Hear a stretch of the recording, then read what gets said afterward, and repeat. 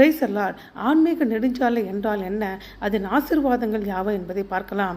ஆன்மீக நெடுஞ்சாலை என்றால் அது நேர்மையான வாழ்க்கை பாதை, அது செம்மையானவர்களின் ஆத்மாவை காக்கிறது என்று நீதிமொழிகள் 16:17 சொல்லுகிறது.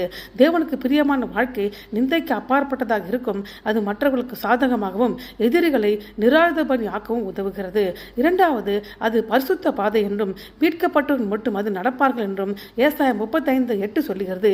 யூத ஜனங்களுக்கு வருடத்தின் மிக மகிழ்ச்சியான காலப்பகுதி 3 வருடாந்திர யாத்திரிக விருந்து நாட்களாகும். அவர்கள் யாத்திரை பாடல்கள் பாடிக்கொண்டு சியோனுக்கு நெடுஞ்சாலை ஏறி செல்வார்கள். அது ஆபத்து அல்லது அச்சுறுத்தல் இல்லாது மீட்கப்பட்டவர்கள் மேலும் நடந்து போகிற பாதை, யாத்திரை செய்கிற பரிசுத்தவான்களாகிய அது பரிசுத்த பாதையை குறிப்பிடுகிறது. மூன்றாவது, உலக இரட்சகராக இயேசு கிறிஸ்து பயணிக்கும் ஆயத்த பாதை என்று ஏசாயா 62:10 சொல்கிறது. ஆயத்த பாதையில் கர்த்தராகிய இயேசு கிறிஸ்து வெளிப்பட்டு நம்மை ரட்சித்தார், நம்மை பரிசுத்தவான்களாக மாற்றி வழி நடத்துகிறார். ஆமென்.